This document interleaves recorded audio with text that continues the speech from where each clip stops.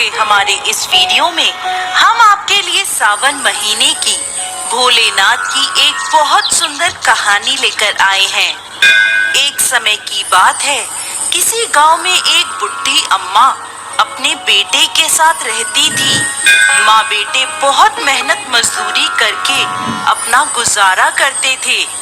एक बार बुढ़ी अम्मा के मन में विचार आया कि अब उसका पुत्र विवाह के योग्य हो गया है, अब उसे अपने लिए बहू ले आनी चाहिए।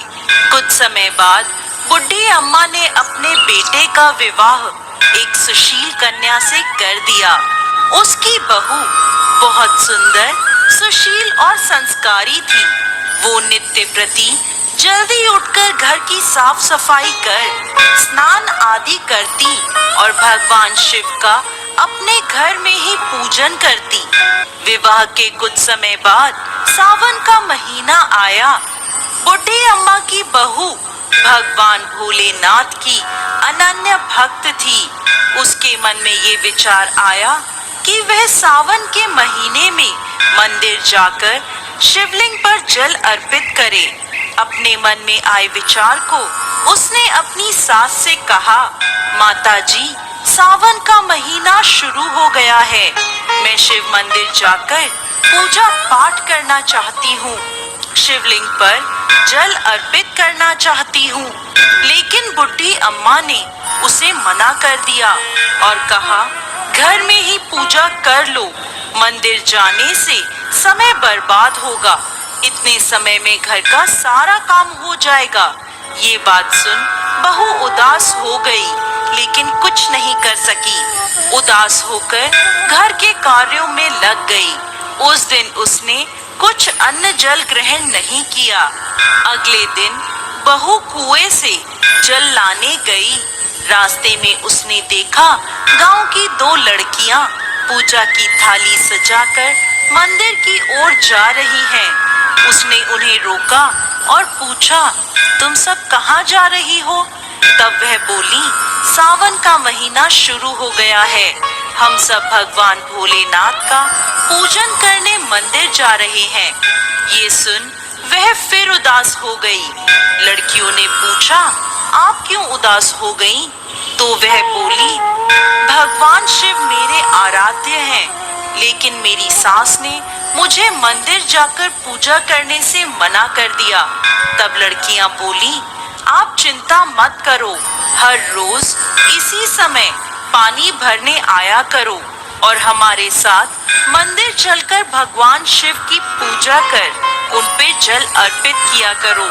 तब वह बोली, लेकिन मेरे पास पूजा की कोई सामग्री नहीं है, घर से लाऊंगी तो सास को पता चल जाएगा।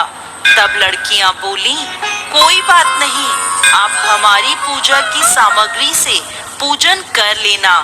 ये सुनकर वो बहुत खुश हुई और रोज उनके साथ मंदिर जाने लगी, जहां वो शिवलिंग पर जल चढ़ाती और भक्ति भाव से भोलेनाथ की पूजा करती और उनसे कहती, मैंने अपनी सास से ये बात छुपाई है, इसके लिए मुझे क्षमा कर दीजिएगा। ऐसे ही पूरा सावन का महीना बीत गया।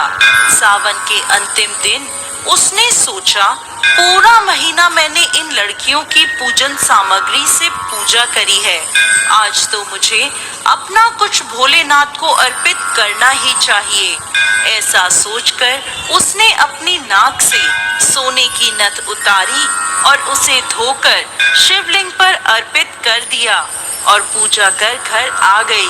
घर आकर वो अपनी सास से नजर छुपाकर इधर उधर घूम रही थी, क्योंकि वो जानती थी कि उसकी नाक में नथ ना देखकर सास जरूर पूछेगी कि नथ कहाँ गई।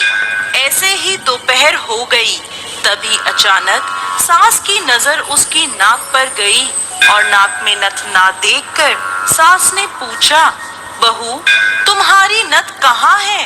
तो वह बोली, माँ जी, मुझे नहीं पता, शायद कहीं गिर गई होगी।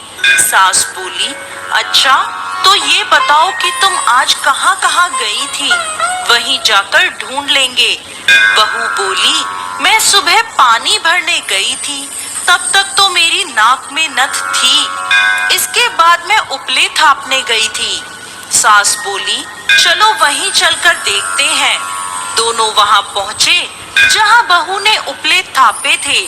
सास ने बहू से कहा, चलो अब ये उपले तोड़कर देखते हैं।